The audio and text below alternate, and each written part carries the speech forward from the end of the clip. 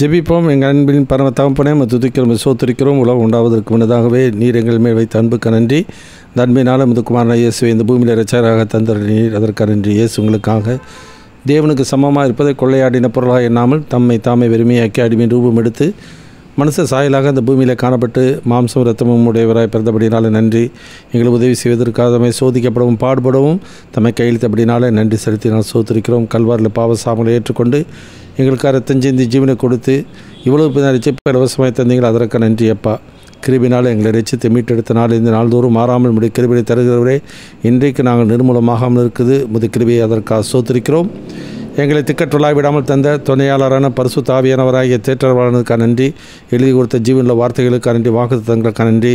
அதன்படி உண்மையிலும் பொதுமனமாக இருக்கிறவரை இந்த நாளிலும் நாங்கள் தியானிக்கிற வேதவசனங்களை எனக்கும் எங்கள் ஒவ்வொருவருக்கும் ஆசீர்வாதமாக்கி தந்தரல வேண்டும் என்று இயேசு கிறிஸ்து நாமத்தில் தாழ்மையோடு வேண்டி கேட்டுக்கொள்கிறோம் பரமபிதாவே, ஆமென்.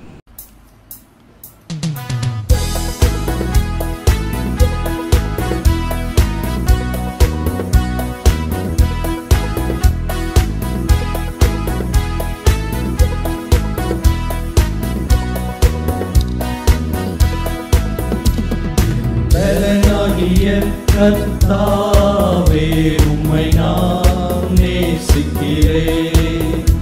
என் பலனாகிய கர்த்தாவே, உம்மை நான் நேசிக்கிறேன்.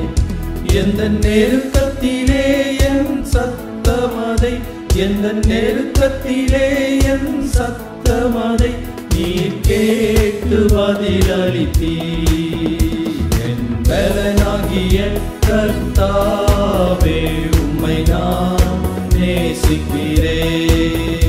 என் கண்மலையும் என் கோட்டையும் என் இரட்சகரும் என் தேவனும் நீர். என் கண்மலையும் என் கோட்டையும் என் இரட்சகரும் என் தேவனும் நீர். நான் நம்பிடும் என் துருகமே, என் இரட்சண்ய கொம்பும் நீரே. நான் நம்பிடும் என் துருகமே, என் இரட்சண்ய கொம்பும் நீரே. என் பலனாகிய கர்த்தாவே, உம்மை நான் நேசிக்கிறேன். என் பலனாகிய கர்த்தாவே, உம்மை நான் நேசிக்கிறேன். ரட்சிப்பின் கேடகம் எனக்கு தந்தி, நிதி என்னும் சால்வையை உடுத்துவித்தி. ரட்சிப்பின் கேடகம் எமக்கு தந்தி, நிதி என்னும் சால்வையை உடுத்துவித்தி. கர்த்தர் பலத்தால் மதிலை தாண்டிடுவேன், அவர் வலக்கரம் என்னை தாங்கிடுமே. கர்த்தர் பலத்தால் மதிலை தாண்டிடுவேன், அவர் வலக்கரம் என்னை தாங்கிடுமே. என் பலனாகிய கர்த்தாவே, உம்மை நான் நேசிக்கிறேன். என் பலனாகிய கர்த்தாவே, உம்மை நான் நேசிக்கிறேன்.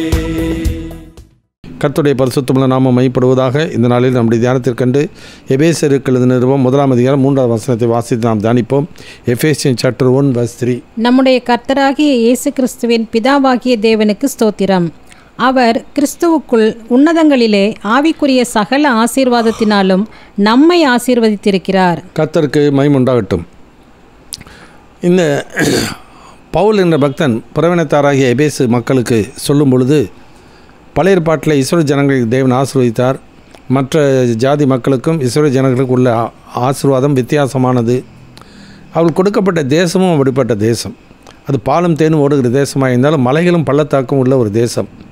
அப்படிப்பட்ட தேசத்தில் ஆண்டவருடைய ஆசீர்வாதம் இருந்தால் தான் அந்த மழை பொழிந்து அது செழிப்பமாக அது இருக்கும். இல்லாவிட்டால் இன்றைக்கு இருக்கிறது போல் வனாந்திரமான ஒரு நிலைமையில் காணப்படும். இதெல்லாம் ஒரு திருசாந்தமாக நம்ம பார்க்கும்போது ஆவிக்குரிய வாழ்க்கையில் நமக்கு ஆண்டவராகிய இயேசுவின் மூலமாக நமக்கு கிடைக்கிற ஆசீர்வாதமும் வித்தியாசமானது. இன்றைக்கி உலகத்தில் மக்கள் விசுவாசிகள் நினைக்கிறதெல்லாம் உலக பிரகாரமான நன்மைகளை தான் ஆசீர்வாதம் என்று நினைக்கிறார்கள். அப்படிப்பட்ட காரியங்கள் உலகத்தில் இருக்கிற மக்களுக்கும் இருக்கிறது. பிசாசை வணங்குகிற மக்களுக்கு இருக்குது. உலகத்தாருக்கு இருக்கிற அந்த ஆசீர்வாதம் மற்றவர்களை விட அதிகமாக இருக்கிறதை நாம் இந்த நாட்களில் நாம் பார்க்கின்றோம். அதனால் இன்றைக்கு புதிய ஏற்பாட்டிலே ஆவிக்குரிய ஆசீர்வாதம், அதுவும் பவுல் எழுதுகிற அந்த காரியத்தை நாம் உணர்ந்து கொள்ளுதல் மிக அவசியம். ஏன்னா எபேசு என்பது புறவினத்தார் சபை. அந்த எபேசு 2ஆம் அதிகாரத்தில் நான் வாசிக்கும் பொழுது, இனி புறவினத்தார் என்று யூதர் என்றும் புறவினத்தார் என்றும் இல்லை, எல்லாரையும் ஒன்றாக்கி கொண்டு வருகிறார். ஆகினாலே அந்த ஆசீர்வாதத்தை நம்முடைய வாழ்க்கையை புரிந்து கொள்ளுதல் அவசியம். அந்த வசனத்தை பொதுவாக நம்ம எங்கே ஜெபிச்சாலும் என்ன பண்ணுவாங்க, ஆசீர்வதிக்கிறதை குறித்து தான் எல்லோரும் பேசுவாங்க. ஆசீர்வதிப்பீராகன்னு சொல்லுவாங்க. ஆனால் இந்த வசனத்தில் ஒரு வார்த்தை வாசிக்கிறோம், ஆசீர்வதித்து இருக்கிறார் என்று சொல்லி நான் பார்க்குறோம். ஆகினாலே அந்த ஆண்டவர் ஆசீர்வதிச்சிட்டாரு, அதை அனுபவிக்கிறது அவங்கவுங்க கையில் இருக்குது. இப்போ முதல்ல 5 காரியங்களை பார்க்க. முதலாவது சோர்ஸ் ஆஃப் பிளெஸ்ஸிங். ஆசீர்வாதத்தினுடைய மூல ஆதாரம் யார்? God the Father and God's goodness. God the ஃபாதர்னாக்கா தேவன், பிதாவாகிய தேவன் தாமே இதற்கு மூல ஆதாரமாக இருக்கின்றார். உலகத்தை வாசின கர்த்தருடைய ஆசீர்வாதமே ஐஸ்வர்யத்தை தரும், அதனோட வேதனையை கூட்டார் என்று சொல்லி நாம் பார்க்கின்றோம். அந்த ஆசீர்வாதம் வந்து உலக பிரகாரமான ஆசீர்வாதத்தை நினச்சி கொண்டு இருக்கிறாங்க. ஆனால் ஆண்டவர் கொடுக்குற ஆசீர்வாதம் தான் உண்மையிலேயே அது ஆசீர்வாதம். அதோட வேதனை என்பது இருக்காது. எவ்வளோ பாடுகள் உபத்திரங்கள் இருந்தாலும் அந்த ஆசீர்வாதத்தை அவனை அனுபவித்து வாழ அவனால் முடியும். அப்போ என்னாகும் புஸ்தகத்தில் 6ஆம் அதிகாரத்தில் 24வது வசனத்தை வாசிப்போம். Numbers chapter 6 verse 24 onwards. கர்த்தர் உன்னை ஆசீர்வதித்து உன்னை காக்க கடவர். கர்த்தர் தம்முடைய முகத்தை உன்மேல் பிரகாசிக்க பண்ணி உன்மேல் கிருபையாய் இருக்க கடவர். கர்த்தர் தம்முடைய முகத்தை உன்மேல் பிரசன்னமாக்கி உனக்கு சமாதானம் கட்டளையிட கடவர் என்பதே. இவ்விதமாய் அவர்கள் என் நாமத்தை இஸ்ரவேல் புத்திரர் மேல் கூற கடவர்கள். அப்பொழுது நான் அவர்களை ஆசீர்வதிப்பேன் என்று சொல் என்றார். கர்த்தருக்கு மகிமை உண்டாகட்டும். எனவே இந்த ஆசீர்வாதத்தை கர்த்தர் அந்த மக்களுக்கு மாத்திரமல்ல, இன்றைக்கும் புதிய ஏற்பாட்டிலே அதே தேவன் தான் நமக்கும் அந்த ஆசீர்வாதத்தை அவர் கூறுகிறார். எனவே ஒரு ஊழியர் நமக்கு ஜெபிக்கிறதுனால ஆசீர்வாதம் வந்துட போகிறதில்ல. ஒரு பிரசித்தி பெற்ற ஊழியரோட கூட்டங்களில் கலந்து கொள்கிறதுனால நமக்கு ஆசீர்வாதம் வருகிறதில்ல. மூல ஆதாரம் தேவன் தான். தேவனுக்கு யார் பிரியமாய் வாழ்கிறார்களோ அவர்களுக்கு அந்த ஆசீர்வாதத்தை அவர்களால் அனுபவிக்க முடியும். உதாரணமாக 14:27 யோவான வாசிக்கிறேன். சமானத்தை நான் வைத்து போகிறேன், என்னுடைய சமானத்தை உங்களுக்கு கொடுக்கிறேன். உலகம் கொடுக்குற பிரகாரமாக நான் கொடுக்கறதில்லை, உங்கள் இருதயம் கலங்காமல் பயப்படாமல் இருப்பதாக வைத்து விட்டு போகிறேன்னு தான் சொல்கிறார். அப்போ வைத்து விட்டு போகிறான்னா நம்ம எடுத்து அனுபவிக்கிறது நம்ம கையில் இருக்குது. ஒரு வீட்டில் வந்து சமானத்தை கூறுங்கள், அவர் பாத்திரராக இருந்தால் அந்த சமாதானம் அவங்களுக்கு தங்குன்றார். அப்போ நம்முடைய வாழ்க்கையில் வேறு யாரும் நம்முடைய வாழ்க்கையில் இல்லை, தேவன் தான் இந்த ஆசீர்வாதத்தை நமக்கு கொடுக்கிறார். எனவே சோர்ஸ் ஆஃப் பிளெஸ்ஸிங், ஆசீர்வாதத்தின் மூல ஆதாரம் யாருன்னா பிதாவாகிய தேவன். அது அவருடைய கண்களிலே தயவு கிடைத்தபடினாலே. எபேசருக்கு நிருபம் 2ஆம் அதிகாரத்தில் 2வது வசனத்திலிருந்து கர்த்தருடைய கண்களை தயவு கிடைத்தபடினாலே நமக்கு கிடைத்த பெரிய ஆசீர்வாதம் என்ன? 2ஆம் அதிகாரம் 2வது வசனத்திலிருந்து வாசிப்போம். அவைகளில் நீங்கள் முற்காலத்திலே இவ்வுலக வழக்கத்திற்கேற்றபடியாகவும் கீழ்ப்படியாமையின் பிள்ளைகளிடத்தில் இப்பொழுது கிரியை செய்கிற ஆகாயத்து அதிகார பிரபுவாகிய ஆவிக்கேற்றபடியாகவும் நடந்து கொண்டீர்கள். அவர்களுக்குள்ளே நாம் எல்லோரும் முற்காலத்திலே நமது மாம்ச இச்சையின்படியே நடந்து நமது மாம்சமும் மனசும் விரும்பினவைகளை செய்து ஸ்வாபத்தினாலே மற்றவர்களைப் போல கோபாக்கினையின் பிள்ளைகளாய் இருந்தோம். தேவனோ இரக்கத்தில் ஐஸ்வர்யம் உள்ளவராய் நம்மில் அன்பு கூர்ந்த தம்முடைய மிகுந்த அன்பினாலே அக்கிரமங்களில் மரித்தவர்களாயிருந்த நம்மை கிறிஸ்துவுடனே கூட உயிர்ப்பித்தார். கிருபையினாலே ரட்சிக்கப்பட்டீர்கள். கிறிஸ்து இயேசுவுக்குள் அவர் நம்மிடத்தில் வைத்த தயவினாலே தம்முடைய கிருபையின் மகா மேன்மையான ஐஸ்வர்யத்தை வருங்காலங்களில் விளங்கச் செய்வதற்காக கிறிஸ்து இயேசுவுக்குள் நம்மை அவரோடே கூட எழுப்பி உன்னதங்களிலே அவரோடே கூட உட்காரவும் செய்தார். கர்த்தருக்கு மகிமை உண்டாகட்டும். எனவே கிருபையின் மேன்மையான ஒரு ஆசீர்வாதம் என்னவென்றால் அது பிதாவாகிய தேவன் நமக்கு கொடுக்குறது தான். உலகத்தில் பொதுவாக வந்து எல்லோரும் ஆசீர்வதிப்பாங்க. ஆனால் பொதுவாக என்ன பண்ணுவாங்க, யார் பெரியவங்களோ பெரியவங்கள்ட்ட போய் தான் அந்த ஆசீர்வாதத்தை வாங்கணும்னு சொல்லுவாங்க. பொதுவாக அது எப்போதுமே திருமணமாக இருந்தாலும் சரி, மற்ற எந்த ஒரு முக்கியமான ஒரு விழாவாக இருந்தாலும் சரி, யார் பிரசித்தமானவர்களோ பெரியவர்களோ அவர்கள் தான் வந்து முதல்ல வந்து பொதுவாக அந்த ஆசீர்வாதத்தை கூறுவாங்க, ஆசீர்வதிப்பாங்க. அதுபோல் தேவன் தான் நம்மளை ஆசீர்வதிக்கிறவர். தேவன் ஆசீர்வதித்தாலும் அவருடைய கண்களிலே நமக்கு தயவு கிடைக்க வேண்டியது அவசியம். நாம் பக்தியாக இருக்கிறதுனால அந்த ஆசீர்வாதத்தை தேவன் கொடுத்து விடுவார் என்று சொல்லி ஒருபோது நாம் எண்ணிவிடவே கூடாது. ஏன்னா எவன் மேல் இரக்கமாக இருக்க சித்தமாக இருக்கிறார் அவன் மேல் இரக்கமாக இருக்கிறார். எவன் மேல் கிருபையாக இருக்க சித்தமாக இருக்கிறார் அவன் மேல் கிருபையாக இருக்கிறார். எனவே விரும்புகிறனாலும் அல்ல, ஓடுகிறனாலும் அல்ல, இறங்குகிற தேவனாலே ஆகும். அப்போ தயவு என்று சொன்னால் என்ன? மனிதன் நன்மை செய்ய வேண்டும் என்று மனிதன் கொண்டிருக்கிற ஆசையே தயை. அதுபோல் தேவன் வந்து மனிதனுக்கு நன்மை செய்ய வேண்டும் என்று தீர்மானித்தார். எனவே அந்த தீர்மானத்தின்படி தான் நம்ம தேவன் அவர்களை ஆசீர்வதிக்கிறார். அந்த ஆசீர்வாதம் தேவனுக்கு பிரியமான ஒரு வாழ்க்கை வாழும் பொழுது அந்த ஆசீர்வாதத்தை நாம் அனுபவித்து வாழ முடியும். அது நம்முடைய வாழ்க்கையில் மறந்து விடக்கூடாது. ஆசீர்வதித்து இருக்கிறார் என்று சொல்லி அது இறந்த காலம் சொல்லுவாங்க. பாஸ்ட் சென்ஸில் அது ஏற்கனவே கொடுக்கப்பட்டு இருக்குது. இனிமேல் அது புதிதாக ஒரு வரப்போகிறதே அல்ல. அதை தெரிந்து கொள்ள வேண்டியது அவசியம். ஸோ சோர்ஸ் ஆஃப் பிளெஸ்ஸிங் யாக்கோபு 1:17 வாசிக்கும் போது, நன்மையான எந்த ஈவும் பூர்ணமான எந்த வரும் பரலோகத்திலிருந்து உண்டாகி, பரலோகத்திலிருந்து தான் அது உண்டாகுது. அதனால் அந்த தேவன் தான் அதை நம்மை ஆசீர்வதிக்கிறார் என்று சொல்லி பாருங்கள். ரெண்டாவது காரியம் சேனல் ஆஃப் பிளெஸ்ஸிங். அப்போ பிதாவாகிய தேவன் யாருக்குள்ளே இதை ஆசீர்வதிக்கிறார்னா கிறிஸ்துவுக்குள் நம்மை ஆசீர்வதித்து இருக்கிறார் என்று சொல்லி நான் வாசிக்கிறோம். Channel of blessing. அப்போ இது ஏற்கனவே தேவன் தீர்மானித்த ஒரு காரியம். ஏன்னா உலக தோற்றத்திற்கு முன்னே தேவன் தீர்மானித்த ஒரு காரியம். அந்த 4வது வசனத்தை வாசிக்கலாம். அது எபேசியர் 1:4. தமக்கு முன்பாக நாம் அன்பில் பரிசுத்தம் உள்ளவர்களும் குற்றமில்லாதவர்களுமாய் இருப்பதற்கு அவர் உலக தோற்றத்திற்கு முன்னே கிறிஸ்துவுக்குள் நம்மை தெரிந்து கொண்டபடியே. அந்த வசனத்தை வாசிக்கும் போது உலக தோற்றத்திற்கு முன்னே, இதை பொதுவாக இன்றைக்கி நிறைய பேர் தவறாக என்ன நினச்சிக்கிறாங்கனாக்கா, உலக தோற்றத்துக்கு முன்னே நம்ம ஆண்டவர் தீர்மானிச்சுட்டார் இன்னார் ரட்சிக்கப்படணும், அதனால் இன்னார் ரட்சிக்கப்பட்டதுனால தான் நம்ம கிறிஸ்துவுக்குள் வந்திருக்கிறோம். அப்படி இல்லை. தேவனுடைய திட்டம் என்னன்னாக்கா, யாரெல்லாம் இயேசு ஏற்றுக்கொள்கிறார்களோ அவர்கள் கிறிஸ்துவுக்குள் வருகிறார்கள். யாரெல்லாம் கிறிஸ்துவுக்குள் வருகிறார்களோ அவர்களுக்கு இந்த ஆசீர்வாதமெல்லாம் உண்டாக வேண்டும் என்பது தேவனுடைய திட்டம். அது உலக தோற்றத்திற்கு முன்னே. அப்போ இன்றைக்கு நிறைய பேர் என்ன பண்ணுறாங்க, தாயின் கருவிலே கர்த்தனை பிரித்து எடுத்தாருன்னு சொல்லி அது சில பேர் பவுல் சொல்லுகிற மாதிரி கலாத்தியர் 1ஆம் அதிகாரத்தில் சொல்லும் பொழுது அந்த பவுல் சொல்லுகிற வார்த்தை கலாத்திய நிருபத்தில் வருது. பின்னணி அது வேறு. அது பிறக்கும்போதே யூத குடும்பத்தில் பிறந்தார். 8வது நாள் அவருக்கு விருத்தசேதனம் பண்ணாங்க. ஆகினாலே நான் தாயின் கருவில் இருக்கும் பொழுதே அந்த வம்சத்தில் அவரை பிரித்து எடுத்தார் என்று சொல்லி நான் பார்க்கிறோம். இது எல்லாருக்கும் பொருந்தாது. அதனால் சில ஆட்கள் தவறாக நாம் புரிந்து கொள்கிறார்கள். இன்றைக்கு உலக தோற்றத்துக்கு முன்னே இன்னார் என்று ஆண்டு பெயர் எழுதிட்டார் அப்படின்றலாம் சொல்ல. அதான் வாசிக்கிறேன், ப்ரீ டிட்டர்மினேஷன். தேவனுடைய முன் தீர்மானம் என்னவென்றால், ஒரு மனிதனுக்கு ஆசீர்வாதம் யார் மூலமாக உண்டாகணும்? கிறிஸ்துவின் மூலமாக தான் உண்டாக வேண்டும். இது தேவன் தீர்மானித்த ஒரு காரியம். அதனால் கிறிஸ்துவுக்குள் வந்தால்தான் அந்த ஆசீர்வாதத்தை நாம் சுதந்திரித்து கொள்ள முடியும். கிறிஸ்துவுக்கு அப்பால்பட்ட விதத்தில் ஒருபோதும் சுதந்திரித்து கொள்ள முடியாது. இப்போ நிறைய பேர் சொல்கிறது என்னன்னாக்கா, என்னிடத்தில் வருகிற ஒருவனை புறம்பே தள்ளுகிறது இல்லை அப்படின்னாக்கா, அந்த வசனத்தை பாதி தான் சொல்கிறாங்களே ஒழிய முழுசாக சொல்கிறதில்லை. யோவான் எழுதின சுவிசேஷம் 6ஆம் அதிகாரம் 37வது வசனம் வாசிங்க. பிதாவானவர் எனக்கு கொடுக்கிற யாவும் என்னிடத்தில் வரும், என்னிடத்தில் வருகிறவனை நான் புறம்பே தள்ளுவதில்லை. இந்த வசனத்தில் பார்த்தீங்கன்னா பின்பகுதியை மட்டும்தான் பொதுவாக எல்லாரும் சொல்லுவாங்க, என்னிடத்தில் வருகிற ஒருவனை புறம்பே தள்ளுகிறதில்லை அப்படின்னு சொல்லிட்டு. அதனால் கிறிஸ்தவ கூட்டங்கள் எங்கே நடக்குதோ அந்த கூட்டத்தில் அந்த ஊழியரை அழைக்கிறாங்க. அந்த கூட்டத்தில் ஆசீர்வாதம் வரும், விடுதலை கிடைக்கும், நன்மைகள் உண்டாகும், சுகம் உண்டாகும், பேய் பிசாசு ஓடிடும், கடன் தொல்லையெல்லாம் தீங்கும் அப்படின்னு சொல்லி என்னிடத்தில் வருகிற ஒருவனை புறமே தள்ளுகிறது அந்த வசனத்தை மட்டும் போட்டுருவாங்க. ஆனால் இங்கே சொல்லப்படுகிறது அப்படி இல்லை. பிதாவானவர் தருகிற யாவும் என்னிடத்திற்கு வரும், என்னிடத்தில் வருகிற ஒருவனை புறமே தள்ளுகிறது. 6ஆம் அதிகாரத்தில் 44வது வசனத்தை வாசிக்கும்போது எப்படி வாசிக்கிறோம்? பிதா ஒருவனை இழுத்து கொள்ளாவிட்டால் ஒருவன் இடத்துக்கு வரமாட்டான். இப்போ பிதா தான் ஒருவனை இழுத்துக்கொள்ளணும். பிதா யாரை இழுத்துக்கொள்வார்?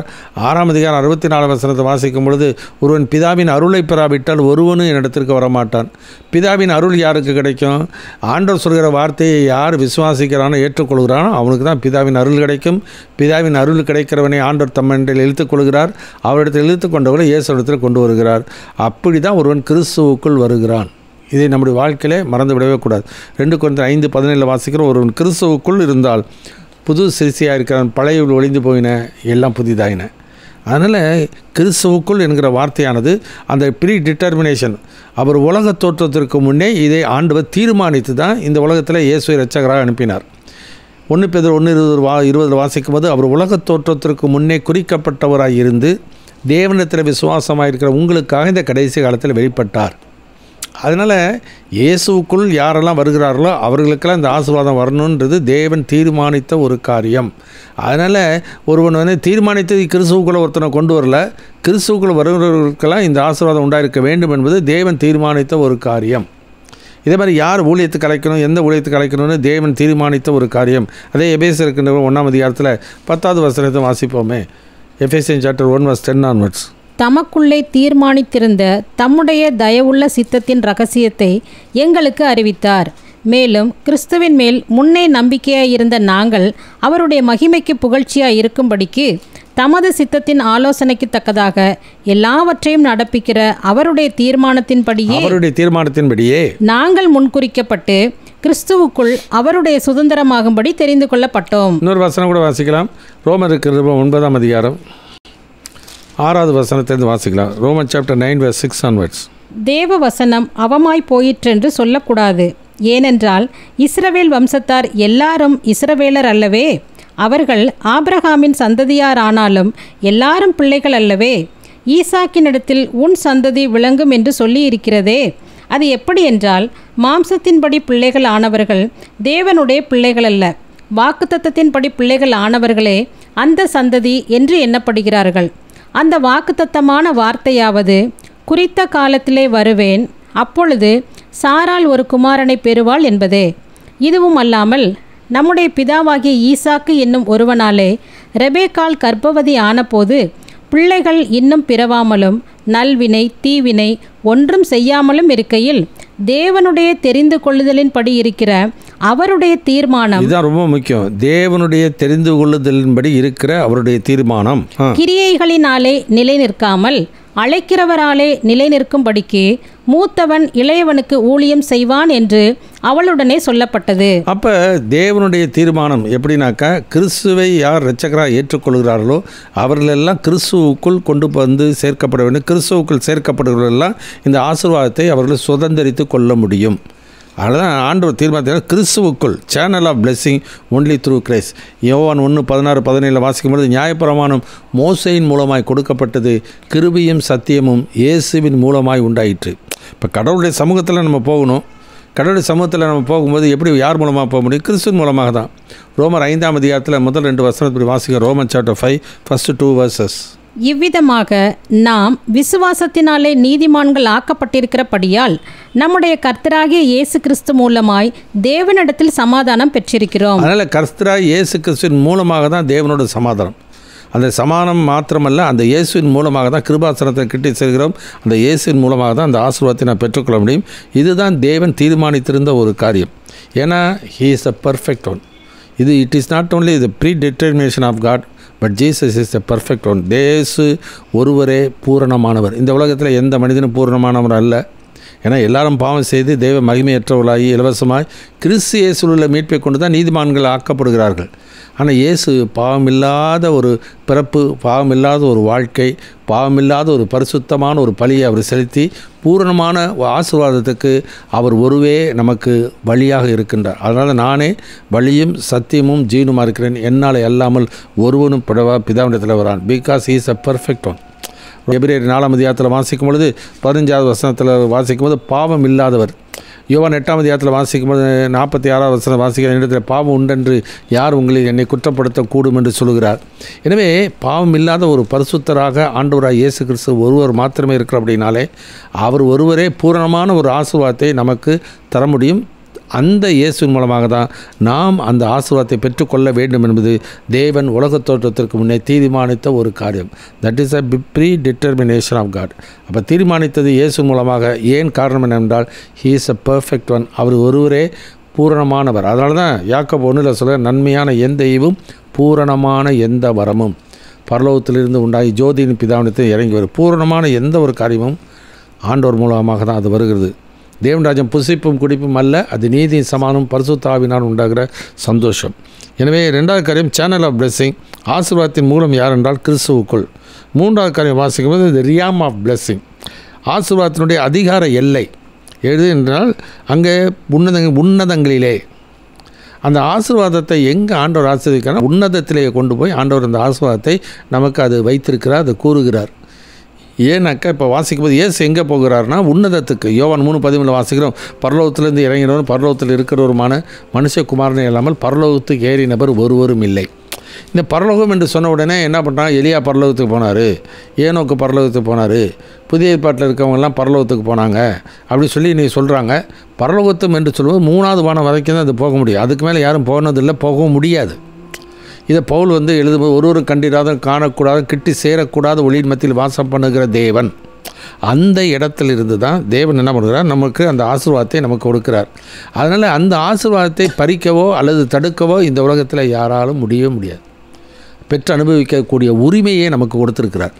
1 பேதுரு 1ஆம் அதிகாரத்தில் நான் வாசிக்கும் பொழுது 5வது வசனத்தை வாசிக்கிறோம். 1 பேதுரு 1:5 வாசிப்போம். கடைசி காலத்திலே வெளிப்பட ஆயத்தமாக்கப்பட்டிருக்கிற ரட்சிப்புக்கு ஏதுவாக விசுவாசத்தை கொண்டு தேவனுடைய பலத்தினாலே காக்கப்பட்டிருக்கிற உங்களுக்கு அந்த சுதந்திரம் பரலோகத்தில் வைக்கப்பட்டிருக்கிறது. இந்த சுதந்திரம் எங்கே வைக்கப்பட்டிருக்காம்? பரலோகத்தில் வைக்கப்பட்டிருக்கிறது. பரலோகம் சொல்லும்போது உன்னதத்திலே. 1வது வானம் பூமி ஒளிந்து போனாலும் என் வார்த்தையில் ஒளிந்து போகாது. 2வது வானம் மண்டலங்களில் பொல்லாத ஆவியின் சேனைகள். 3வது வானம் என்பது பரகதி. 2 Corinthians 12 முதல் 4 வருஷத்தை வாசிக்கும் பொழுது பரகதி 3ஆம் வானம் வரைக்கும் இயேசு போனது உன்னதத்திற்கு. அது எபேசியருக்கு 4ஆம் அதிகாரம் 8வது வசனத்தில் வாசிக்கும் பொழுது எல்லா வானங்களுக்கு மேலாக உன்னதத்திற்கு அவர் ஏறினார். அந்த உன்னதத்திலிருந்து தான் அந்த ஆசீர்வாதத்தை நமக்கு ஆண்டவர் தருகிறார். அந்த உன்னதங்களிலே தான் அந்த ஆசீர்வாதம். உன்னதங்களிலே ஆவிக்குரிய சகல ஆசீர்வாதத்தினாலும் நம்மை ஆசீர்வதித்து இருக்கிறார். அதனால் அந்த ஆசீர்வாதத்தை யாரும் தடுக்க. பழைய ஏற்பாட்டில் சில காரியங்களில் தானியேல் ஜெபித்த போது வந்து தூதன் வந்து அவனை தடுத்தான். அதனால் லேட் ஆகிடுச்சு. இந்த மாதிரிலாம் லேட் ஆகாது. அதெல்லாம் ஆண்டவர் ஏற்கனவே ஆசீர்வதிச்சிட்டார். அதை எடுத்து அனுபவிக்க வேண்டியது நம்ம கையில் இருக்குது. ஏன்னா கிறிஸ்து நமக்குள் இருக்கிறார். கிறிஸ்து மகிமையின் நம்பிக்கையாக உங்களுக்குள் இருப்பதே அந்த ரகசியம் என்று சொல்லி வேதத்தில் வாசிக்கிறோம். அதனால் நாங்கள் அவனிடத்தில் வந்து அவனோடு கூட வாசம் பண்ணுவோம் என்று சொல்லி வேதத்தில் நான் வாசிக்கிறோம். So the realm of blessing is heavenly blessing and it is a holy blessing. இது பரிசுத்தமான ஒரு ஆசீர்வாதம். இப்போ பரிசுத்தமான ஆசீர்வாதம்னா உலகத்தில் வந்து எவ்வளோ ஆசீர்வாதங்கள். நம்ம பணம் நிறையா வந்தாக்கா ஆசீர்வாதம்னு சொல்கிறாங்க நிறைய பேர். சுகர் நல்லா இருந்தால் ஆசீர்வாதம்ன்றாங்க. எவ்வளோ இதெல்லாம் நம்ம சொல்லப்படுகிற ஒரு ஆசீர்வாதம் தான். ஆனால் அது வந்து சரீரத்துக்கு அடுத்தது பூமிக்கு இது அழிஞ்சு போகக்கூடியது. இப்போ இஸ்ரவேல் ஜனங்களே எடுத்துக்கொள்வோமே. உபாகம் 28ஆம் அதிகாரத்தில் வாசிக்கும் பொழுது முதல் 14 வசனத்தை வாசிக்கும் பொழுது நிறைய ஆசீர்வாதங்கள் அவர்கள் கூறுகிறார்கள். இதெல்லாம் டெம்பரவரி, நிரந்தரமானது அல்ல. எல்லாம் பூமிக்குரியது, பூமிக்குரிய காரியங்கள், நிரந்தரமானது அல்ல. ஆனால் அதற்கப்புறம் 54 வசனத்தில் கொடுக்கப்பட்ட சாபம் தான் அவங்களுக்கு வந்து பழிச்சிச்ச ஒழிய அந்த ஆசீர்வாதத்தை சுதந்திரித்தவர்கள் மிக மிக சொற்பம். வெகு சொற்பமான மக்கள் தான் அந்த ஆசீர்வாதத்தை பெற்று அனுபவித்தார்கள். ஏன்னா ஆண்டவருடைய இரக்கத்தை பெற்றுக்கொள்ளக்கூடிய தகுதி அவர்களுக்கு இருந்தது. ஆண்டவருக்கு பிரியமான ஒரு வாழ்க்கை அவர்கள் வாழ்ந்தார்கள். எனவே அந்த சொன்ன ஆசீர்வாதம்னா அவங்களுக்கு வந்து பழிச்சது. அதே தான் இன்றைக்கு நம்முடைய வாழ்க்கையிலே சமாதானத்தை நான் வைத்து போகிறேன், என்னுடைய சமாதானத்தை நான் உங்களுக்கு கொடுக்குறேனாக்கா ஆண்டவருடைய சமாதானம், பரலோகத்தில் தேவனுடைய சமாதானத்தை நம்ம பெற்றுக்கொள்ளணுன்னா அது எளிதான காரியம் இல்லை. சொல்லிடுறதுனால வரப்போகிறதும் இல்லை. பக்தினால் பெற்றுக்கொள்ளவும் முடியாது. ஆண்டவருக்கு பிரியமான வாழ்க்கை இருந்தால்தான் அது நமக்கு கிடைக்கும். அதனால் it is a heavenly blessing. உன்னதங்களிலே ஆவிக்குரிய ஆசீர்வாதம் heavenly blessing. It is a holy blessing. ஏன்னா பரிசுத்தமானது கர்த்தரிடத்தில் தான் இருக்கும், வேறு எங்கேயுமே இருக்காது. அதை நம்முடைய வாழ்க்கையில் தெரிந்து கொள்ள வேண்டியது அவசியம். ஏன்னா விசுவாசத்தினால வராத யாவும் பாவம் என்று சொல்லி வேதத்தில் வாசிக்கிறோம். விசுவாசத்தினால வராத யாவும்னாக்கா இப்போ அது என்ன நிறைய பேர் என்ன நினைக்கிறாங்க, நான் விசுவாசிக்கிறேன் இது கர்த்தர் செய்வார், நான் விசுவாசிக்கிறேன் இது கர்த்தர் எனக்கு தந்தார். அப்படி இல்லை. எந்த ஒரு பொருளாக இருந்தாலும் வேத வசனத்தின் அடிப்படையில் வராத எதுவுமே பாவம்தான். ரோமர் 1:17 அப்படி வாசிக்கிறோம். ரோமருக்கு 1:17 வசனத்தில் வாசிக்கிறோம். விசுவாசத்தினாலே நீதிமான் பிழைப்பான் என்று எழுதியிருக்கிறபடி விசுவாசத்தினால் உண்டாகும் தேவ நீதி விசுவாசத்திற்கென்று அந்த சுவிசேஷத்தினால் வெளிப்படுத்தப்படுகிறது. எனவே நாம் விசுவாசிக்கும் பொருட்டு அந்த சுவிசேஷத்தினாலே வெளிப்படுத்தப்பட்டிருக்கிறது. அதனால் கர்த்தருடைய வேத வசனத்தின் அடிப்படையில், சத்தியத்தின் அடிப்படையில் வராத எதுவுமே பாவம்தான். அதனால் உலகத்தில் உள்ள காரியங்கள், ஏன்னா அன்பை குறித்து வாசிக்கிறோம். ஆண்டவரே என்ன 1 யோவான் 2 என்ன சில உலகத்தில் உள்ளவைகள் மீது அன்பு கூறாதிருங்கள். ஒருவன் உலகத்தில் அன்பு கூர்ந்தால் பிதாவின் அன்பு அவனுக்கு இல்லை.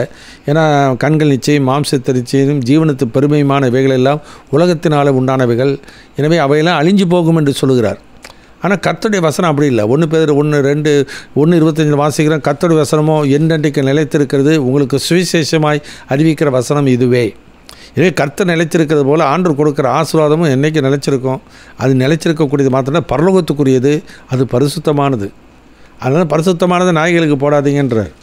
பரிசுத்தமான ஆசீர்வாதம் கர்த்தருடைய பிள்ளைகளுக்கு கொடுக்கப்பட்டிருக்கு. அது சுதந்திரமாக கொடுத்திருக்கிறார். ஏன்னா கேளுங்கள் கொடுக்கப்படும், தட்டுங்கள் திறக்கப்படும், தேடுங்கள் கண்டடைவீர்கள் என்று சொன்னார். எனவே தன் பிதாண்டத்தை கேட்களுக்கு நன்மையானதை கொடுப்பது அதிக நிச்சயம் அல்லவா என்று சொல்லுகிறார். அப்போ நம்ம தேட வேண்டியது முதலாவது தேவனுடைய ராஜ்யத்தையும் அவருடைய நீதியையும் தேடுங்கள். அது புசிப்பும் குடிப்பும் அல்ல, அது நீதியும் சமாதானமும் பரிசுத்த ஆவியினால் உண்டாகிற சந்தோஷம். அப்போ அதுதான் உண்மையிலே நமக்கு பரிசுத்தமான ஆசீர்வாதங்கள்.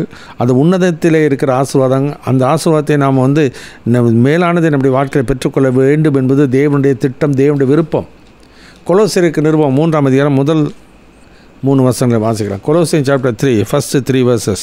நீங்கள் கிறிஸ்துவுடன் கூட எழுந்ததுண்டானால் கிறிஸ்து தேவனுடைய வலது பாரிசத்தில் வீற்றிருக்கும் இடத்திலுள்ள மேலானவைகளை தேடுங்கள், பூமியில் உள்ளவைகளே அல்ல, மேலானவைகளையே நாடுங்கள். ஏனென்றால் நீங்கள் மரித்தீர்கள், உங்கள் ஜீவன் கிறிஸ்துவுடனே தேவனுக்குள் மறைந்திருக்கிறது. எனவே இந்த வசனத்தை வாசிக்கிறோம். மேலானவளை தேடுங்கள், பூமிக்குரியவளை அல்ல, மேலானவளே நாடுங்கள் என்று சொல்லி பவுல் என்ற பக்தனுக்கு சொல்லுகிறார். ஆனால் இன்றைக்கு இந்த நாட்களில் என்ன பண்ணுறாங்க? பூமிக்குரிய காரியங்களுக்காக தான் ஆண்டவரை நாடுகிறார்கள், தேடுகிறார்கள். ஏன்னா உங்கள் பொக்கிஷம் எங்கே இருக்கிறதோ அங்கே உங்கள் இருதயம் இருக்கிறது என்று ஆண்டவர் சொல்லியிருக்கிறார். மத்திய மலைப்பிரசங்கத்தில் சொல்லுகிறார். அப்போ பொக்கிஷம் நம்முடைய வாழ்க்கை எது? நம்முடைய வாழ்க்கையில் பொக்கிஷம் எது உண்மையான பொக்கிஷம் என்பதை நம்முடைய வாழ்க்கையை தெரிந்து கொள்ள வேண்டியது அவசியம். லூக்கா 12ஆம் அதிகாரத்தில் சொல்கிறார், ஒருவனுக்கு எவ்வளவு திரளான ஆசை இருந்தாலும் அது அவனுக்கு ஜீவன் அல்ல, கிறிஸ்து தான் நமக்கு ஜீவன். கிறிஸ்து உன்னதங்களில் இருக்கிறவர், நம்முடைய உள்ளத்தில் இருக்கிறவர். எனவே உண்மையான ஒரு ஆசீர்வாதம் கொலோசியர் இருக்கிறவர் 2ஆம் அதிகாரம் 3-4 வசனத்தை இப்படி வாசிக்கிறோம். Colossian chapter 2 verses 3 and 4. அவருக்குள் ஞானம், அறிவு என்பவைகளாகிய பொக்கிஷங்கள் எல்லாம் அடங்கி இருக்கிறது. ஒருவனும் நய வசனிப்பினாலே உங்களை வஞ்சியாதபடிக்கு இதை சொல்லுகிறேன். எனவே இயேசுவுக்குள் தான் எல்லா ஆசீர்வாதங்களையும் ஆண்டவர் வைத்திருக்கிறார். அவருக்குள் ஞானம், அறிவு என்பவைகளாகிய பொக்கிஷங்கள் எல்லாம் அடங்கியிருக்கிறது. அப்போ ஞானம், அறிவு என்பது பொக்கிஷம்னாக்கா இது உலக அறிவை வைத்துக்கொண்டு இந்த ஞானத்தை ஒருபோதும் பெற்றுக்கொள்ள முடியாது. அவன் ஞானத்தை அடைய முடியாது. சுய ஞானத்தினால தேவனை அறிய முடியாது என்று 1 Corinthians 2ஆம் அதிகாரத்தில் 4ஆம் வசனத்தை வாசிக்கிறோம். மனிதர்கள் என்ன பண்ண, தங்களுடைய சுய ஞானத்தினாலே தேவனை அறிய முடியாது. தேவனை அறியாத பட்சத்தில் எப்படி தேவனுடைய ஆசீர்வாதத்தை பெற்று அனுபவிக்க முடியும்? எப்படி தேவனுடைய சித்தத்தை அவர் செய்ய முடியும்? தேவனுக்கு பிரியமாக எப்படி வாழ முடியும்? பக்தியாக வாழ்வாங்க, ஆனால் தேவனுக்கு பிரியமான வாழ்க்கை இது என்பதை அவர்கள் அறியாமலே செய்கிறார்கள். இதுதான் இந்த சமாரிய பெண் செய்த காரியங்கள். அதே போல் பாரம்பரியமாக வருகிற மக்களும் செய்கின்ற காரியம் அதுதான், அறியாமல் தொழுது கொள்கிறார்கள். அப்போ உன்னதத்தின் ஆசீர்வாதம் நமக்கு வேண்டுமென்றால் அவரை அறிந்து அவருக்கு பிரியமானதை நம்முடைய வாழ்க்கையில் செய்தால் தான் அது நம்முடைய வாழ்க்கையில் அந்த ஆசீர்வாதத்தை நம்முடைய வாழ்க்கையில் அனுபவிக்க முடியும். ஏன்னாக்கா உன்னதங்களிலே அதை நம்முடைய வாழ்க்கையில் அதை ஆண்டவர் தீர்மானித்த ஒரு காரியம். உன்னதங்களிலிருந்து அந்த ஆசீர்வாதத்தை நமக்கு கொடுக்கிறார். அந்த உன்னதத்தில் வாழ்கிற அதே இயேசு தான் நம்முடைய உள்ளத்திலும் வாழ்கிறார். எனவே நமக்குள்ளே இயேசு இருந்தால் நம்முடைய வாழ்க்கையிலே அந்த உன்னதத்துக்குரிய நாட வேண்டும், தேட வேண்டியது அவசியம். அதை தேவன் பார்க்கிறார். வாசிக்கலாம். மத்திய எழுதின சுவிசேஷம் 6ஆம் அதிகாரம் 6வது வசனத்தை வாசிக்கலாம். Matthew chapter 6 verse 6 onwards. நீயோ ஜெபம் பண்ணும்போது உன் அறை வீட்டுக்குள் பிரவேசித்து உன் கதவை பூட்டி அந்தரங்கத்தில் இருக்கிற உன் பிதாவை நோக்கி அந்தரங்கத்தில் இருக்கிற அந்த பிதாவை நோக்கி ஜெபம் பண்ணு. அப்பொழுது அந்தரங்கத்தில் பார்க்கிற உன் பிதா வெளியரங்கமாய் உனக்கு பலனளிப்பார். வெளியரங்கமாய் உங்களுக்கு பலனளிப்பார். ஏன்னா பரிசேயர் என்ன பண்றாங்க? தார தம்பட்ட ஊதி வெளிப்புறமாக தங்களுடைய கிரியைகளை செய்கிறபடினாலே மனிதர் பார்க்க வேண்டும் என்று செய்கிறார்கள். ஆண்டவர் என்ன சொல்றாரு? மனிதன் பார்க்கணும் தானே செஞ்ச, அதனால் அதனுடைய பலனை அடைஞ்சிட்ட, ஆனால் பரலோகத்திலிருந்து உனக்கு அந்த ஆசீர்வாதங்கள் கிடைக்க போகிறது இல்லை. ஆனால் சொல்லும்போது என்ன சொல்லுவாங்க? பரலோகத்திலிருந்து எவ்வளோ காரியங்கள், திருமண காரியங்கள் எடுத்துங்க. ஆண்டோடைய வேத வசனத்தின்படி எத்தனை பேர் அதை செய்கிறார்கள்? மிக சொற்பமான பேர் தான். 2 Corinthians 6ஆம் அதிகாரம் 14வது வசனத்திலிருந்து 2 Corinthians 7:1 வரைக்கும் வாசிக்கும்போது, நீங்கள் அவர்கள் நடுவிலிருந்து புறப்பட்டு பிரிந்து போய் அசுத்தமானதை தொடாதிருங்கள், அப்பொழுது நான் உங்களை ஏற்றுக்கொண்டு உங்களுக்கு பிதாவாக இருப்பேன், நீங்கள் எனக்கு குமாரனும் குமாரத்திகளுமாய் இருப்பீர் என்று சர்வ வல்லமுள்ள கர்த்தர் சொல்லுகிறார் என்று சொல்லி பார்க்கிறோம். எனவே நீங்கள் மாம்சத்திலும் ஆவியில் உண்டான எல்லா அசுசியும் நீங்கள் பரிசுத்தமாக தெய்வ பயத்தோடு பூரணப்படுத்த கடவோம் என்று சொல்லி பார்க்கிறோம். எனவே உன்னதங்களிலே அவர் தீர்மானித்த ஒரு காரியம், அது உன்னதத்திலிருந்து நமக்கு கிடைக்கிறது, அது பரிசுத்தமானது. எனவே அந்த ஆசீர்வாதம் இயேசுவின் மூலமாக தான் நமக்கு கிடைக்கும். அது பிதாவாகிய தேவன் அதை நமக்கு கொடுத்துருக்கிறார். ஏன்னா பிதாவாகிய தேவன் அது முத்திரைக்கு. உதாரணமாக யோவான் 6ஆம் அதிகாரத்தை நான் வாசிக்கும் பொழுது, இப்போ 5 அப்பத்தை 5000 பேருக்கு பங்கிட்டு கொடுக்குறார். அப்போ அவங்க என்ன பண்ணுறாங்க? ஆண்டவரை தேடிக்கொண்டு வருகிறார்கள். ஆண்டவரை தேடிக்கொண்டு வரும்போது 25வது வசனத்தை வாசிக்கலாம். John chapter 6 verse 25 onwards. கடலின் அக்கறையிலே அவர்கள் அவரை கண்டபோது, ரபி, நீர் எப்பொழுது இவ்விடம் வந்தீர் என்று கேட்டார்கள். இயேசு அவர்களுக்கு பிரதியுத்தரமாக, நீங்கள் அற்புதங்களை கண்டதினால் அல்ல, நீங்கள் அப்பம் புசித்து திருப்தியானதினாலேயே என்னை தேடுகிறீர்கள் என்று மெய்யாகவே மெய்யாகவே உங்களுக்கு சொல்லுகிறேன். அழிந்து போகிற போஜனத்திற்காக அல்ல, நித்திய ஜீவன் வரைக்கும் நிலை நிற்கிற போஜனத்திற்காகவே கிரியை நடப்பியுங்கள். அதை மனுஷகுமாரன் உங்களுக்கு கொடுப்பார். அவரை பிதாவாகிய தேவன் முத்திரித்திருக்கிறார் என்றார். அப்பொழுது அவர்கள் அவரை நோக்கி, தேவனுக்கேற்ற கிரியைகளை நடப்பிக்கும்படி நாங்கள் என்ன செய்ய வேண்டும் என்றார்கள். இயேசு அவர்களுக்கு பிரதியுத்தரமாக, அவர் அனுப்பினவரை நீங்கள் விசுவாசிப்பதே தேவனுக்கேற்ற கிரியையாயிருக்கிறது என்றார். எனவே அவர் அனுப்பினவரை விசுவாசிக்கிறதே தேவனுக்கேற்ற கிரியை. ஏன்னா it is a holy blessing, it's a heavenly blessing. அதனால தான் உன்னதங்களிலே ஆவிக்குரிய சகல ஆசீர்வாதத்தை அதனால் பூமிக்குரிய ஒரு நிலைமை. அதான் 12ஆம் அதிகாரத்தில் ரோமர் வாசிக்க உலகத்துக்கு ஒத்த வேஷம் தெரியாமல் தேவனுடைய நன்மையும் பிரியமும் பரிபூர்ணமான சித்தம் இன்னதென்று பகுத்தறியத்தக்கதாக உங்கள் மனம் புதிதாகிறதுனாலே மறுரூபமாகுங்கள். ஏன்னா ஆண்டவருடைய வழி வெவ்வேறமானது. அதே ரோமர் 11:33 வாசிக்கும் பொழுது இப்படி பார்க்கிறோம். Roman chapter 11:33 onwards. தேவனுடைய ஐஸ்வர்யம், ஞானம், அறிவு என்பவைகளின் ஆழம் எவ்வளவா இருக்கிறது! அவருடைய நியாய தீர்ப்புகள் அளவிடப்படாதவைகள், அவருடைய வழிகள் ஆராயப்படாதவைகள். கர்த்தருடைய சிந்தையை அறிந்தவன் யார்? அவருக்கு ஆலோசனைக்காரனாய் இருந்தவன் யார்? தனக்கு பதில் கிடைக்கும்படிக்கு முந்தி அவருக்கு ஒன்றை கொடுத்தவன் யார்? சகலமும் அவராலும் அவர் மூலமாகவும் அவருக்காகவும் இருக்கிறது. அவருக்கே என்றென்றைக்கும் மகிமை உண்டாவதாக. ஆமென். எனவே அது அதிகார எல்லை என்பது உன்னதங்களிலிருந்து வருகிறது. அது இங்கே உலகத்தில் எந்த மனிதன் மூலமாக வருகிறது அல்ல, அது பூமிக்குரிய காரியமும் அல்ல. ஏன்னா முதலாவது தேவனுடைய ராஜ்யத்தை நீதி தேடுங்கள், அப்பொழுது இவையெல்லாம் உங்களுக்கு கூட கொடுக்கப்படும். எவைகளெல்லாம் நம்முடைய வாழ்க்கை உண்ணவும் உடுக்கவும் இருந்தால் அது போதும் என்று இருக்கக்கூடும். அதில் ஒரு நன்மை நிச்சயமாக குறையவே குறையாது. உண்ணவும் உடுக்கவும் ஒரு மனிதனுக்கு குறைவில்லாமல் ஆண்டவர் நடத்துவார். அந்த உண்ணவும் உடுக்கவும் ஒவ்வொருத்தருடைய வாழ்க்கையிலே ஒழுங்காக படித்தாக்கா நல்ல வேலை கிடைச்சா நல்ல சம்பளம் வந்தால் நல்லா இருப்பாங்க. ஆனால் அவனுக்கும் அதே சாப்பாடு தான், அது சாதாரணமாக சம்பாதிக்கிறவங்களுக்கும் அதே சாப்பாடு தான். அதனால் வேறு இதில் வித்தியாசம் எதுவுமே இருக்காது. ஏன்னா நிறைய கோடியாக சம்பாதிக்கிறதுனால குடலெல்லாம் கோடியாக கோல்டில் இருக்க போகிறதில்ல. அவங்களுக்கு அதே குடல் தான், அதே சரீரம் தான், பூமிக்குரிய சரீரம் தான். எத்தனை லட்சமாக சம்பாதிச்சாலும் பூமிக்குரிய சரீரம் தான். அனிதன ஆகாரம் உட்கொள்கிறவர்களும் பூமிக்கு சரீரம் தான். ஆனால் இந்த உன்னதத்தின் ஆசீர்வாதம் என்பதே அது வேறுபட்டது. அதுதான் அடுத்ததில் வாசிக்கிறோம். உன்னதங்களிலே ஆவிக்குரிய சகல ஆசீர்வாதத்தினால் நம்மை ஆசீர்வதிக்கிறார். இந்த நேச்சர் ஆஃப் பிளெஸ்ஸிங் அதுதான் ரொம்ப முக்கியம். என்ன விதமான இந்த ஆசீர்வாதத்தின் தன்மை எப்படிப்பட்டது அதை நம்முடைய வாழ்க்கையில் உணர்ந்து கொள்வது அவசியம். It is supernatural and it is scriptural. அந்த உன்னதத்திலே ஆவிக்குரிய சகல ஆசீர்வாதம் என்று சொல்வது இட் இஸ் சூப்பர், இயற்கைக்கு அப்பாற்பட்டது. அடுத்தது வேத வசனத்தின் அடிப்படையில் தான் அந்த ஆசீர்வாதத்தை ஒருவன் பெற்று அனுபவிக்க முடியும். நம்ம முதல்ல சொன்ன மாதிரி யோவான் 14:27 இப்படி வாசிக்கிறோம். சமானத்தை நான் உங்களுக்கு வைத்து போகிறேன், என்னுடைய சமானத்தை உங்களுக்கு கொடுக்கிறேன். உலகம் கொடுக்கிற பிரகாரமாக நான் உங்களுக்கு கொடுக்கிறது இல்லை, உங்கள் இருதயம் கலங்காமலும் பயப்படாமலும் இருப்பதாக. அதாவது யோவான் 16:31 வாசிக்கிறோம். என்னிடத்தில் சமாதானம் உண்டாயிருக்கும் பொருட்டு இவைகளை உங்களுக்கு சொன்னேன், உலகத்தில் உங்களுக்கு உபத்திரம் உண்டு, ஆனாலும் திடன் கொள்ளுங்கள், உலகத்தை நான் ஜெயித்தேன் என்று சொல்கிறார். ஒரு சமாதானத்துக்கு வச்சுக்கோ. அப்போ சமாதானம் என்று சொல்லும் பொழுது இது இயற்கைக்கு அப்பாற்பட்டது. இதுதான் என்ன புத்தகத்தில் கர்த்தர் அவளை ஆசீர்வாதத்துக்காக அப்போ அந்த ஆசீர்வாதத்தில் சமாதானத்தை கூறுகிறார், கிருபையை கூறுகிறார். அந்த கிருபையும் அந்த சமாதானம் நம்ம இயேசு மூலமாக தான் நமக்கு கிடைக்கும். அந்த சமாதானத்தை ஆண்டவர் வைத்து விட்டு போகிறேன்னு சொல்லுகிறார். அப்போ அந்த சமாதானத்தை நம்முடைய வாழ்க்கையில் உலகம் கொடுக்குற பிரகாரமாக கொடுக்கறது இல்லை. இது நிறைய பேர் என்ன பண்ணுறாங்க, உலக பிரகாரமாக கிடைக்கிற காரியத்தை வைத்துக்கொண்டு நம்முடைய வாழ்க்கை இப்படி தான் கர்த்தர் நமக்கு இந்த சமாதானத்தை தருவார் என்று எண்ணிக்கொண்டு ஏமாந்து போகிற மக்கள். பவுலும் சீலாவும் சிறைச்சாலையில் இருந்தாலும் கர்த்தரை அவர் பாடி துதிக்கிறதை நான் பார்க்குறோம். நம்ம வேத வசனத்தை வாசிக்கிறோம், சந்தோஷமாக இருக்கிறோம், சங்கீதம் பாடக்கடவன். ஏன் சந்தோஷம் எப்படி வந்துச்சு? அவங்க பாடினாங்க. கர்த்தருக்கு நிமித்தம் பாடுபடுகிறது நமக்கு கிடைக்கிற பெரிய சந்தோஷம். அவரோடு கூட பாடுகளை செய்தால் அவரோடு கூட ஆளுகை செய்வோம். எனவே எனக்கு நித்திய வாழ்வை கொடுத்த அந்த ஆண்டவருக்காக இந்த உலகத்தில் எவ்வளோ பாடு சகித்தாலும் அது எனக்கு சந்தோஷமான ஒரு காரியம். என் நிமித்தம் ஜனங்கள் உங்களை நிந்தித்து பலவிதமான தீமையான மொழிகளை உங்கள் மேல் பொய்யாய் சொல்வார்களானால் சந்தோஷப்பட்டு களி கூறுங்கள், பரலோகத்தின் பலன் மிகுதியாக இருக்கும். இது தேவ பக்தி உள்ள தேவனுக்கு ஏற்ற சிந்தை இருக்கிற எந்த ஒரு மனிதனுக்கு இருக்கக்கூடிய ஒரு காரியம். பழைய ஏற்பாடாக இருந்தாலும் அதே தான். வாசிக்கலாம். எபிரேயருக்கு நிருபம் 11ஆம் அதிகாரம் 24வது வசனத்தை வாசிக்கலாம். Hebrew chapter 11:24 onwards. விசுவாசத்தினாலே மோசே தான் பெரியவனான போது பார்வோனுடைய குமாரத்தியின் மகன் எண்ணப்படுவதை வெறுத்து அனித்தியமான பாவ சந்தோஷங்களை அனுபவிப்பதை பார்க்கிலும் தேவனுடைய ஜனங்களோடே துன்பத்தை அனுபவிப்பதையே தெரிந்து கொண்டு இனி வரும் பலன் மேல் நோக்கமாயிருந்து எகிப்தில் உள்ள பொக்கிஷங்களிலும் கிறிஸ்துவின் நிமித்தம் வரும் நிந்தையை அதிக பாக்கியம் என்று எண்ணினான்.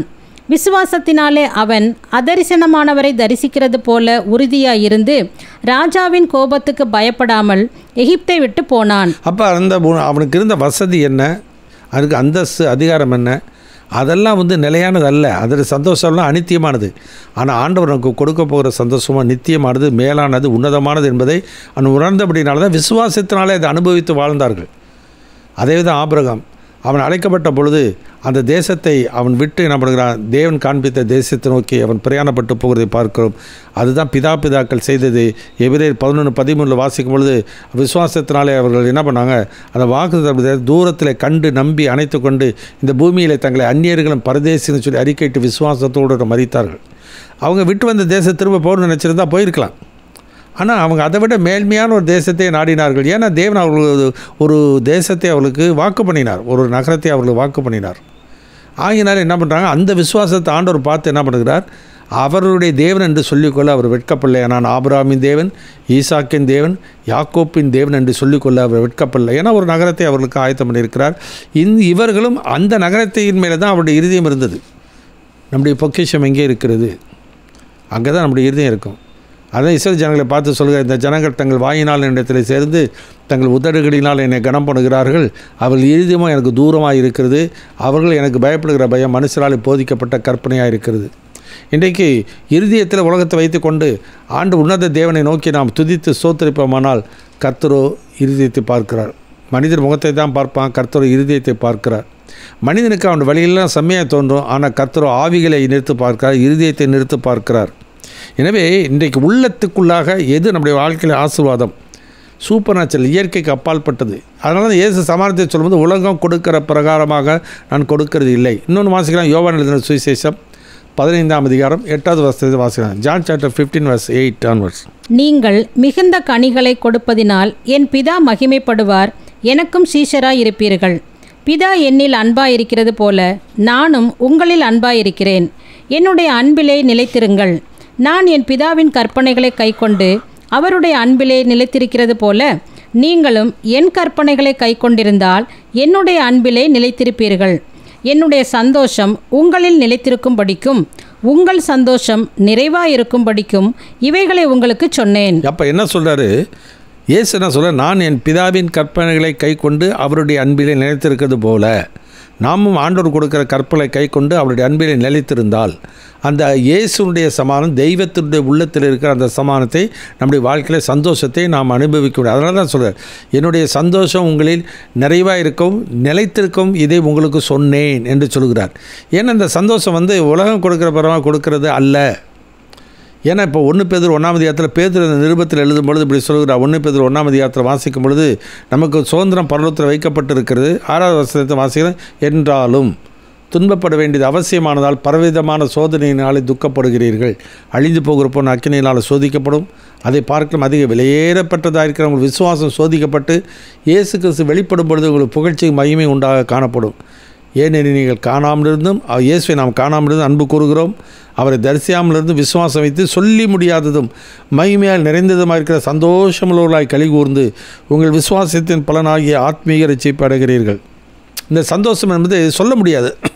உலக பிரகாரமான ஒரு காரியம், ஒருத்தருக்கு நல்ல கல்யாணம் ஆச்சு, சந்தோஷமான ஒரு காரியம், அதில் குழந்தை பிறந்துச்சு, சந்தோஷமான காரியம், அந்த பிள்ளை நல்லா படித்து நல்ல ஒரு மார்க் வாங்கிச்சு, சந்தோஷம், நல்ல ஒரு வேலை கிடச்சிச்சு, அதில் சந்தோஷம், அதுக்கப்புறம் ஏற்ற காலத்தில் அந்த பிள்ளைக்கு கல்யாணம் ஆச்சு, சந்தோஷம்.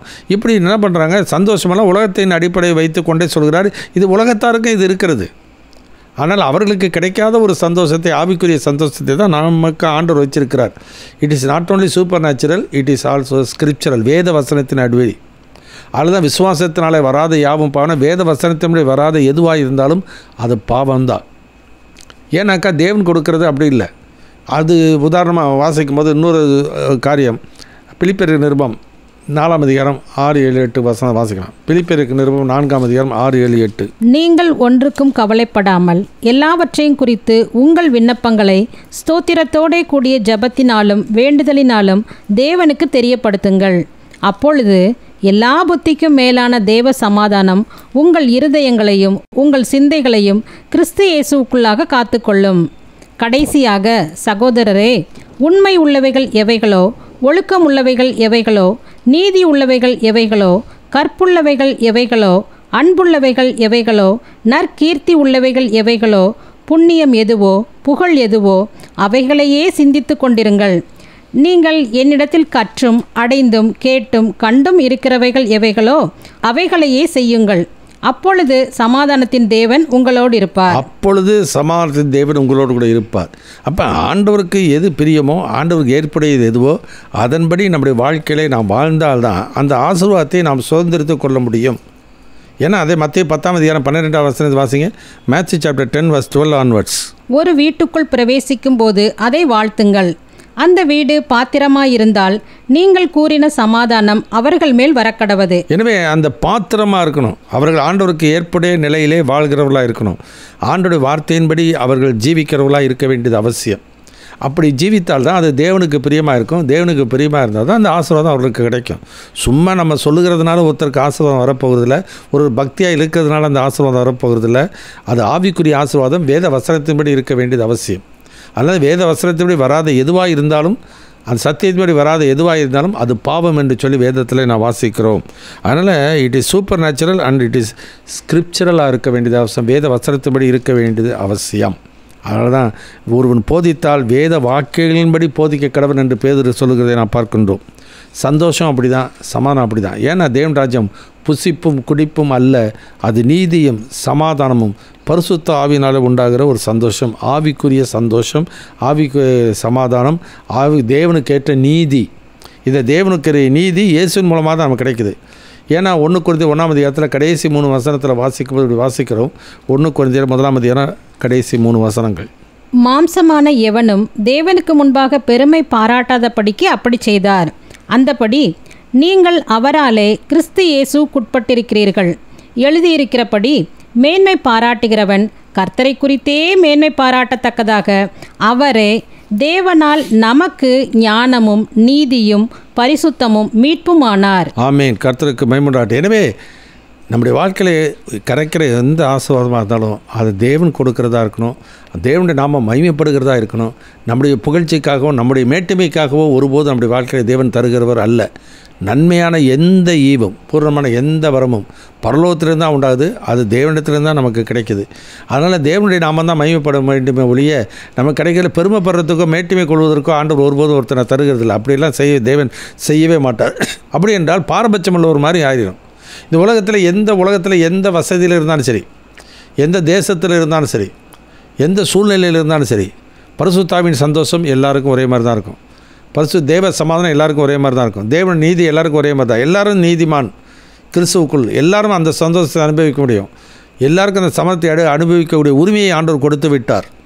அதில் தான் சங்கீதக்காரன் சொல்கிறார், நேர்த்தியான இடத்துல எனக்கு பங்கு கிடைத்தது, ஆம் சிறப்பான சுதந்திரம் எனக்கு உண்டு. அதே 16 சங்கீதம் கடைசியில் வாசிக்கிறோம். 16-11 வாசிங்க. சங்கீதம் 16-11 16:11.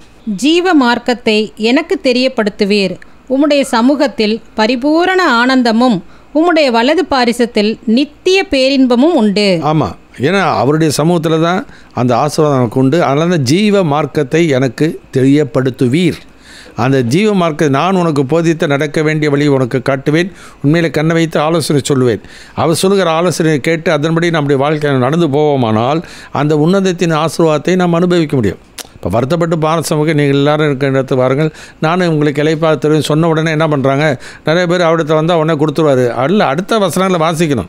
ஸ்கிரிப்சரெல்லாம் என்ன போட்டிருக்கு, நான் சாந்தமும் மனத்தாழ்மையுமாக இருக்கிறேன், என் நுகத்தை உங்கள் மேல் ஏற்றுக்கொண்ட இடத்துல கற்றுக்கொள்ளுங்கள், அப்பொழுது உங்கள் ஆத்மாவுக்கு இளைப்பாக கிடைக்கின்றார். அப்படி தான் கிடைக்கும்.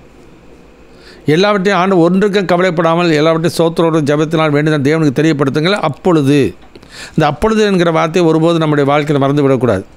இப்போ உதடுக்கடியாக சோத்திரப்பலியை எப்பொழுதும் அவருக்கு செலுத்த கிடையாது அடிக்கடி சொல்லுவாங்க. ஆனால் எபிரேயர் 13 அந்த வசனம் என்ன சொல்லுது என்பதை நாம் பார்க்க வேண்டியது அவசியம். 13:13 வாசிங்க. எபிரேயர் சாப்டர் 13 onwards. ஆகையால் நாம் அவருடைய நிந்தையை சுமந்து பாளையத்துக்கு புறம்பே அவரிடத்திற்கு புறப்பட்டு போக கடவோம். நிலையான நகரம் நமக்கு இங்கே இல்லை, வரப்போகிறதையே நாடி தேடுகிறோம். ஆகையால் அவருடைய நாமத்தை துதிக்கும் உதடுகளின் கனியாகிய ஸ்தோத்திர பலியை அவர் மூலமாய் எப்போதும் தேவனுக்கு செலுத்த கடவோம். இதுவே ஆகையால், ஏன் ஆகையால்னாக்கா, நமக்கு இந்த உலகம் சதம் அல்ல, இந்த உலகம் அழிஞ்சு போயிடும். இந்த உலகத்தில் இருக்க எதுவுமே நிலையானதல்ல. நிலையான நகரம் நமக்கு இங்கே இல்லை, வரப்போகிறதை நாடி தேடுகிறோம். அந்த நாடி தேடுகிற ஒரு எண்ணம் நமக்குள்ளே இருக்கா? அந்த பூமி கடத்தலை நாடி தேடுகிறோமா? ஆண்டவர் கொடுக்குற ஆசீர்வாதமெல்லாம் ஆவிக்குரிய ஒரு ஆசீர்வாதங்கள். இட் இஸ் சூப்பர் நேச்சுரல், இயற்கைக்கு அப்பால் பட்டது. பணத்தாலேயோ பக்தியினாலே வாங்குறதில்ல. ஆண்டவருக்கு பிரியமான ஒரு வாழ்க்கை வாழ்கிறவனுக்கு ஆண்டவர் இலவசமாய் கொடுக்கின்ற ஆசீர்வாதங்கள்.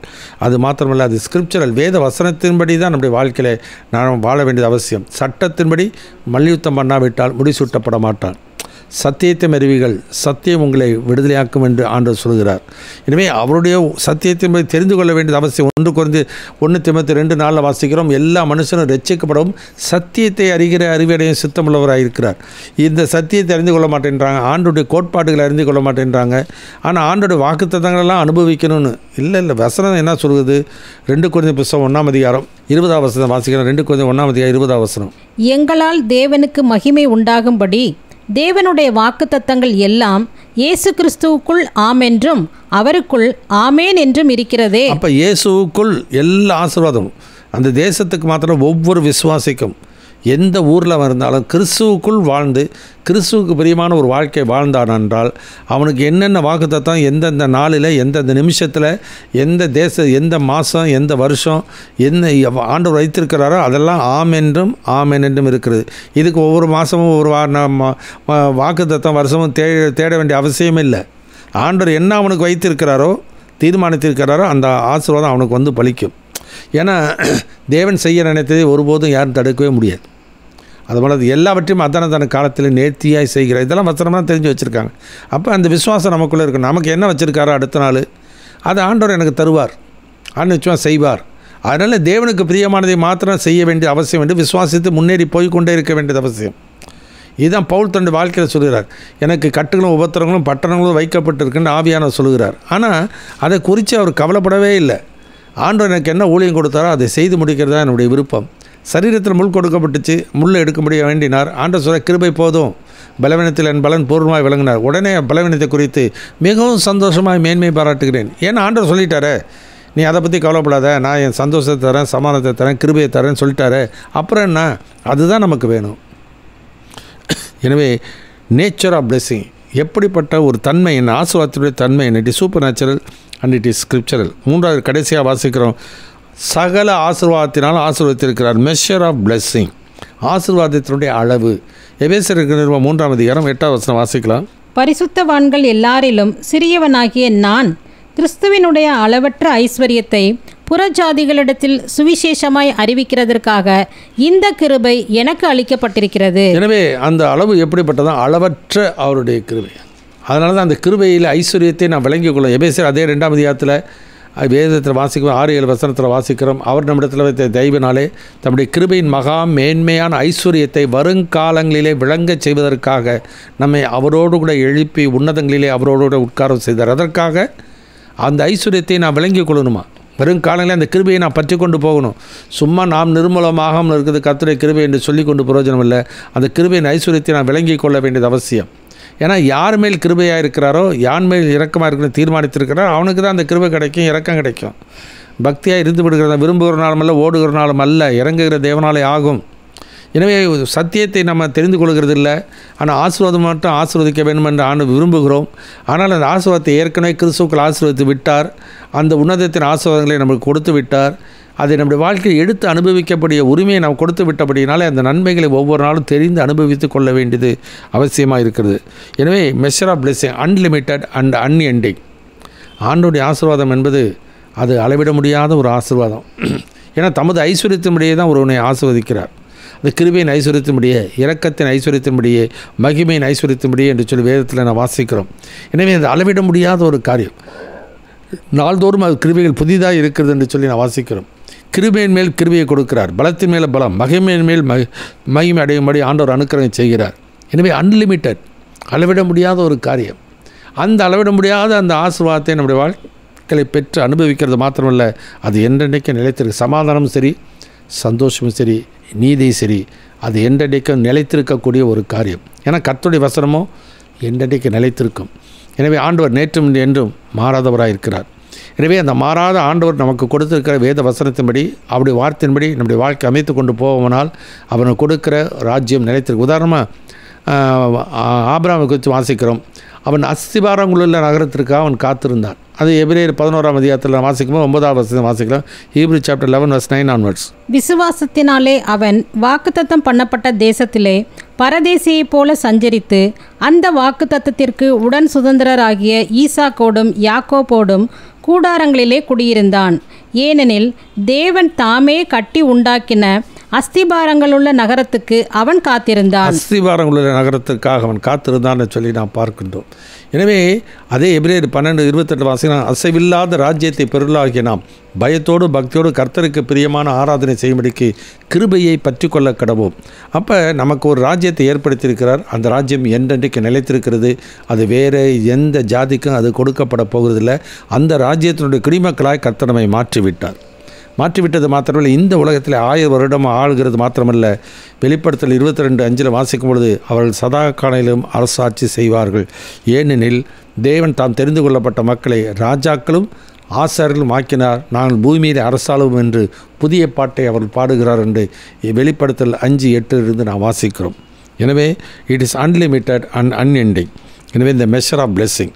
எனவே இன்றைக்கு நம்முடைய வாழ்க்கையில் எது ஆசீர்வதிக்கப்பட்ட மக்கள் யார், எது உண்மையான ஆசீர்வாதம், அது யார் தருகிறார், யார் மூலமாக தருகிறார், அது எங்கேருந்து நமக்கு கிடைக்கிறது, அது என்ன ஆசீர்வாதம், அது எவ்வளவு கொடுக்கிறார் என்பதை தான் அந்த வசனங்களை பார்த்தோம்.